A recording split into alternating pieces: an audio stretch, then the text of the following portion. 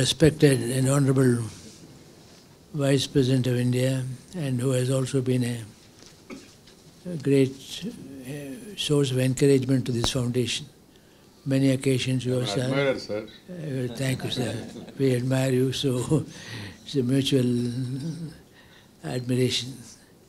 Honorable Ministers of Tamil Nadu government, senior officers, my colleagues in the foundation, all the partners in this program of trying to promote a malnutrition-free India, and ladies and gentlemen. Sir, I am very grateful to you. You not only accepted our invitation, but you came before time. Very, very good example of somebody who has come ahead of time. And this particular idea of linking agriculture and nutrition has its genesis from the Great Bengal famine. The Bengal famine provided the backdrop to India's independence. Mahatma Gandhi, who was at Naokali at that time, he said that to those who are hungry, God is bread. And this God of bread should be available in every home and hut in independent India. That was his desire. What he called the God of bread should be available to every home and hut in our country.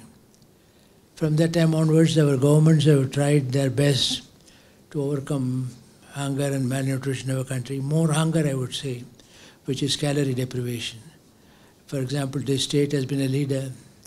They are the first to introduce universal noon meal program for all school children. It's called Nutritious Noon Meal Program. Gradually, we try to achieve self-sufficiency in food grain, and the so-called food security has been achieved. That is the availability of enough food. In fact, the National Food Security Act makes a commitment, legal commitment. One of the few acts in the world makes a legal commitment to provide 5 kilograms of wheat or rice and so on. While we have come a long way in ensuring food security, we are still far away from nutrition security. In fact, the Act itself provides a statement that we should slowly move towards nutrition security. Nutrition security includes micronutrients like iron, iodine, zinc, vitamin A, vitamin B12, and many of the other micronutrients, while food security may mean just enough rice or enough wheat and so on. But small deficiencies of micronutrients cause a lot of problems. The eye, for example, in fact, and also your ability for in studying the school, learning, all of them depends upon the cognitive abilities of a child depend very much upon nutrition. This is why a few years ago, with support from DFID of England and also our own government, both state government and Government of India has launched a nutrition mission. We started a program to marry agriculture, nutrition and health in a triangular relationship, because agriculture is the basis of providing the food. But how do you mainstream nutrition in the design of the farming system? So we developed a procedure called Farming System for Nutrition, in which nutrition is mainly based. But that requires a lot of support. For example, it has to have what we call genetic gardens of biofortified crops, like sugar beet, like sweet potato, like brinjal, like moringa, many of these naturally occurring plants which are rich in micronutrients. You put a garden from which farmers can choose their own crops according to farming system.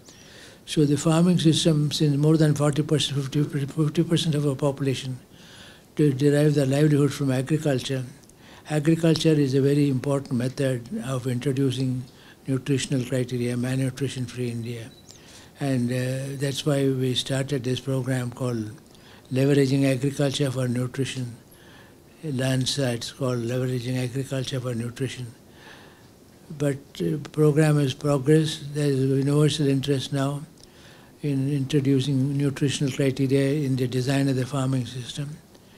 And the farming system itself, fortunately today, is enabled by supporting agronomic support. For example, at the instance of our Prime Minister, the a soil health card is being given to every farmer today. Soil health will also lead to plant health. Plant health will lead to human health. So there is this relationship between soil health, plant health, and human health. And that is why soil health cards are very important to start off, because from the soil you create plants which are rich in nutrients, and then the people who consume them develop this nutrient.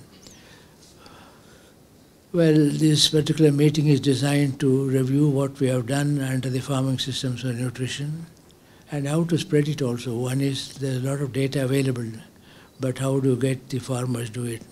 What kind of public policy support? I've always said the Green Revolution was a product of interaction between technology and public policy. Public policies are people like you are so very important. This is why the public policy support and political support, administrative support is very important. I strongly believe, although even today the newspapers, the media are full of details of malnutrition, of hunger and so on, even in states like Delhi, people, I don't know how far they are correct or not, but nevertheless, we talk about malnutrition in the world, India comes on the top. I think that's unnecessary. Just as we abolished food insufficiency, we should also avoid nutrition insufficiency. That means we should concurrently pay attention to calorie deprivation, protein hunger, and hidden hunger. Hidden hunger caused by micronutrient deficiency. If all these three, along with drinking water, are attended to, then you have food nutrition security. So, sir, once again, I thank you for your presence. Your presence is very important. Having served in Rajya Sabha when you were there, now you are the chairman. I'm so happy about it. And I think it is coming under some control, Rajya Sabha now. It was a very difficult situation. But nevertheless, I know you have deep interest in agriculture. I have visited your farm, and I want to thank you for your support to the primary industry of India. Agriculture is the basic industry of India, and agriculture is the base of nutrition security. Thank you very much.